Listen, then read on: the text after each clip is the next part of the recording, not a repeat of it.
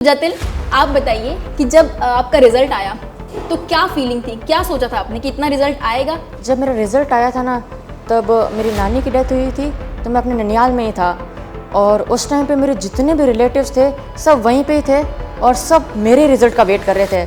तो नर्वसनेस उसी टाइम पे बढ़ रही थी। स्कूल से आने के बाद में वही नाश्ता वगैरह करने के बाद में मैं कुछ प्रैक्टिस क्वेश्चन सॉल्व करने लगता हूँ और फिर वही उत्कर्ष की लाइव क्लासेस और फिर रिकॉर्डेड क्लासेस, और लास्ट में मैं होमवर्क करता हूँ और कुछ क्वेश्चंस और टेस्ट सॉल्व करता हूँ। क्या आपको कभी डिमोटिवेट फील हुआ, और अगर हुआ तो आपने उससे कैसे कोप अप किया? मैं विष्णु भगवान में बहुत बिलीव करता हूँ, तो उनका ऑरा ही मुझे शांत कर देता है और मेरे पूरे माइंड को कामनेस से भर देता है। जब एग्जाम बहुत करीब थे तो उसके कुछ दिन पहले आपने कौन सी स्ट्रैटेजी फॉलो की?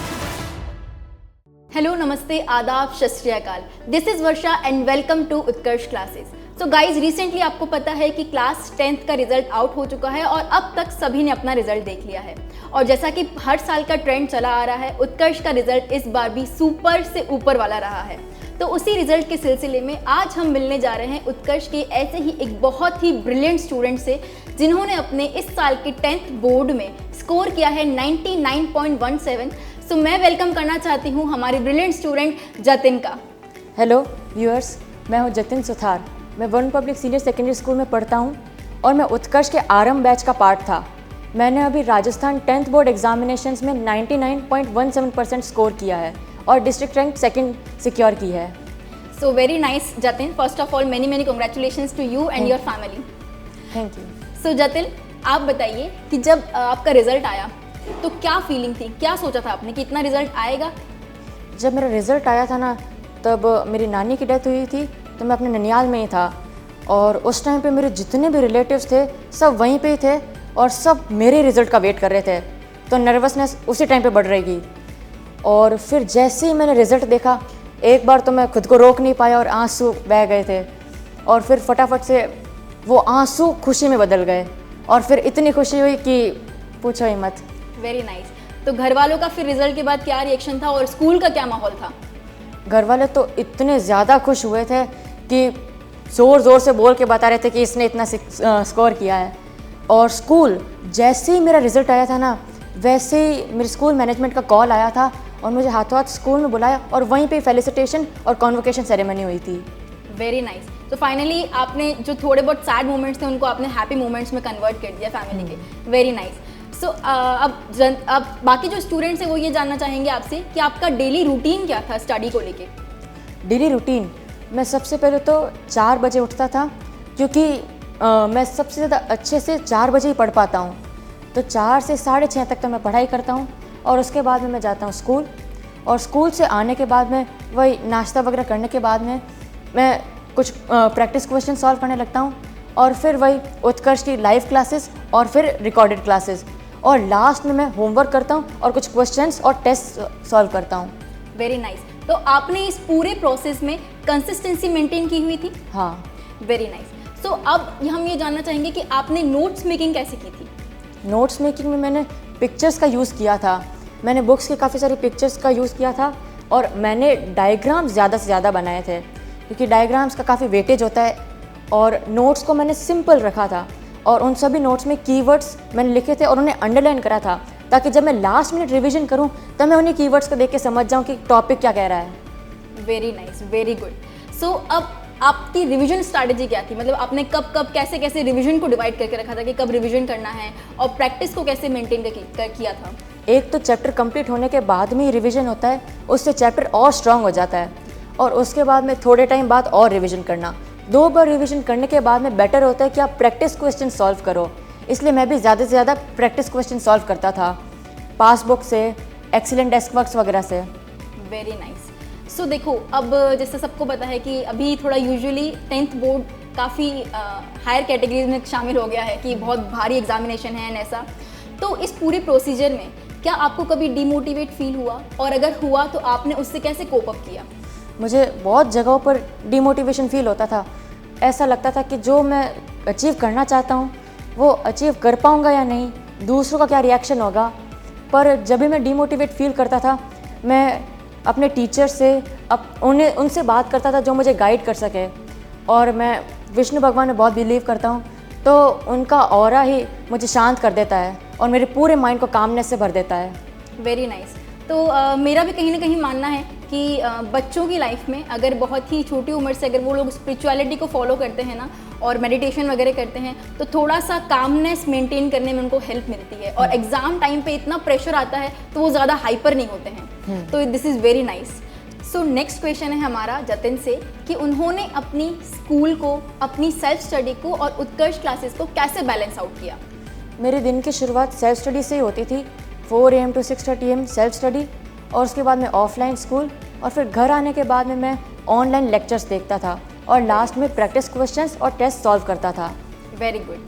सो नेक्स्ट क्वेश्चन है कि इस पूरी जर्नी में जो आपकी 10th की पूरी जर्नी रही थी उसमें कोई एक ऐसा सब्जेक्ट था क्या जो आपको लगता था कि थोड़ा सा टफ है, मैनेज नहीं हो पा रहा है, मुश्किलें आ रही हैं, और उस मुश्किलों को आपने कैसे सॉर्ट आउट किया, कैसे उसमें अपने स्कोर्स बढ़ाए?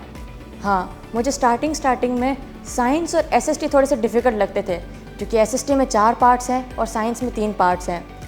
तो फिर मैंने शुभम सर से बात की और आपसे, वर्षा मैम से बात की और फिर मैंने उन सब्जेक्ट्स को थोड़ा ज़्यादा टाइम देना स्टार्ट कर दिया और उन सब्जेक्ट से रिलेटेड, इंडिविजुअल चैप्टर से रिलेटेड ज़्यादा क्वेश्चंस, ज़्यादा टेस्ट देता था। उसकी वजह से अपने आप ही स्कोर बढ़ गया। Very nice. सो उसके बाद नेक्स्ट क्वेश्चन है कि जब एग्ज़ाम बहुत करीब थे तो उसके कुछ दिन पहले आपने कौन सी स्ट्रैटेजी फॉलो की थी? एग्ज़ाम्स जब बहुत करीब थे तब चैप्टर्स, नए चैप्टर्स पढ़ने का कोई मतलब नहीं होता है। मैं 2 ही चीज़ें करता था, चैप्टर का रिवीजन और उससे रिलेटेड प्रैक्टिस क्वेश्चंस, और मैंने ज़्यादा से ज़्यादा PYQs पे ध्यान दिया था। Very good, very nice. So उसके अलावा जब फाइनली एग्ज़ाम डे, D-Day है ना, तो उस दिन, एग्ज़ाम वाले दिन आपने पेपर सॉल्व करते वक्त कौन सी अप्रोच फॉलो की थी, कैसे स्टार्ट किया था और पूरा ड्यूरेशन कैसे मैनेज किया एग्ज़ाम आवर्स? जो टीचर बोर्ड की कॉपीज चेक करता है उसे काफ़ी सारी कॉपीज चेक करनी पड़ती है, इसलिए मैंने क्या किया कि मैं जो कीवर्ड्स है उन्हें अंडरलाइन कर देता था जिससे टीचर बस उन कीवर्ड्स को देखे और आंसर को चेक कर ले। और हर एक क्वेश्चन के बीच में, 2 क्वेश्चंस के बीच में एक मार्जिन लाइन ड्रॉ करता था ताकि दोनों क्वेश्चन सेपरेट हो जाए, और मैं अपने आंसर्स को ज़्यादा से ज़्यादा सिंपल रखता था और इनमें कीवर्ड्स ऐड करता था। Very nice. तो मतलब कि जो इनकी कंसिस्टेंसी थी, इनका जो रिवीजन था, कि जो कीवर्ड्स इन्होंने, जो स्टार्टिंग में इन्होंने स्ट्रैटेजी फॉलो अप की थी, उसी को आपने एग्जाम में बढ़िया तरीके से एग्जीक्यूट करके आए हो। Very nice, very good. So next question मेरा ये है कि आपको लगता है क्या कि आपने एग्ज़ाम टाइम में ऐसी कोई गलती की है जो आपको नहीं करनी चाहिए थी? एग्ज़ाम्स में आंसर्स मार्क्स के हिसाब से लिखने चाहिए। अक्सर बच्चे ये गलती कर देते हैं कि जितना आता है सारा नॉलेज लिख के आ जाते हैं, तो उससे क्या होता है कि टाइम कंज्यूम बहुत ज़्यादा हो जाता है, फिर आपके कुछ क्वेश्चंस छूट जाते हैं। तो आपने कैसे मैनेज किया उसको? मैंने पेपर, मुझे ज़्यादा लेंदी लगा नहीं था, इसलिए मैंने ऑर्डर वाइज जाने की कोशिश की। पर अगर आपको पेपर लेंदी लगता है तो आप क्वेश्चंस को इंटरचेंज मत करो, सेक्शंस को इंटरचेंज करो। जो लॉन्ग आंसर टाइप क्वेश्चंस वाला है सेक्शन, उसे सबसे पहले करो। जैसे सेक्शन C या D, उसे सबसे पहले करो। A जैसा छोटा सेक्शन लास्ट में भी किया जा सकता है। Very nice, very good. So finally अब मैं ये जानना चाहूँगी कि आपका तो 10th का रिजल्ट बहुत अच्छा आ गया है। अब जो बच्चे 9th से 10th में जा रहे हैं, मूव ऑन कर रहे हैं, तो उनके लिए आप क्या टिप्स देना चाहेंगे उनको? कैसे उनको पूरी स्ट्रैटेजी प्लान करनी चाहिए अपनी 10th क्लास को लेके? सबसे पहले तो बिल्कुल भी स्ट्रेस नहीं लेना है। 10th में आप जितने काम रहोगे, परसेंटेज उतने अच्छे आएंगे। और अपनी प्रेजेंटेशन पे बहुत ज़्यादा वर्क करना है। आपका आंसर जितना अच्छा, जितना सिंपल दिखेगा, आपके मार्क्स उतने ही ज़्यादा आएंगे। और अब रेक्टिफिकेशन से काम नहीं चलेगा, अब कॉन्सेप्ट्स को समझना होगा। Very nice. सो फाइनली अब हम जानते हैं आपके पर्सनल इंटरेस्ट के बारे में। तो क्या हॉबीज़ हैं आपकी? स्टोरी राइटिंग, मुझे स्टोरीज लिखना और बनाना बहुत पसंद है। बैडमिंटन खेलना, क्रिकेट खेलना और कबड्डी देखना, ये मुझे बहुत पसंद है। तो जो आपकी 10th बोर्ड की जर्नी थी, तो कहीं ना कहीं ऐसा तो नहीं लगा कि स्ट्रेस हो रहा है, सिर्फ पढ़ाई की तरफ ही बढ़ रहे हैं और हॉबीज़ कॉम्प्रोमाइज़ हो रही हैं? नहीं, बैलेंस आउट कर लिया? हाँ। Great, this is the main की। मतलब कि आपको दोनों चीज़ें बैलेंस आउट करनी है। ज़्यादा स्ट्रेस रह के पढ़ाई करोगे तब भी वो दिमाग में नहीं बैठेगी, इसलिए छोटी छोटी ब्रेक लेके अपनी हॉबीज़ को ज़रूर फॉलो करो, है ना?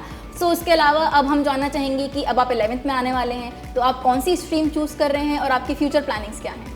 मैंने सोचा है कि मैं अब साइंस मैथ्स लूँगा, PCM, और वो करने के बाद मैं JEE करूँगा।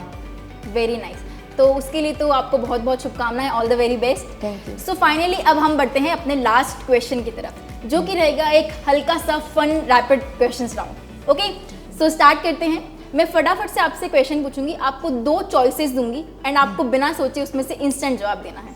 ऑलराइट, सो स्टार्ट करें। रेडी? चलो। सो आपका रैपिड फायर में पहला क्वेश्चन है, एनसीईआरटी और रेफरेंस बुक्स?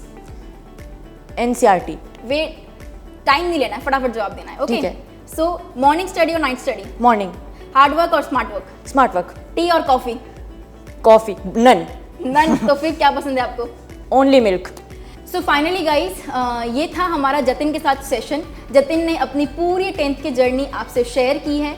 तो मैं डेफिनेटली चाहूँगी कि 9th क्लास के जो स्टूडेंट्स हैं, जिनका अभी रिजल्ट आया है और वो 10th में मूव करने वाले हैं, उनको डेफिनेटली ये सेशन बहुत ही बेनिफिट, काफ़ी कुछ चीज़ें उनको सीखने को मिलेंगी। कुछ टिप्स एंड ट्रिक बताई है उन्होंने, तो आप उसको फॉलो अप कीजिए अपनी 10th की जर्नी में, स्ट्रैटेजी प्लान कीजिए और अकॉर्डिंगली पढ़ाई कीजिए फन वे में, जैसे कि जतिन ने की है।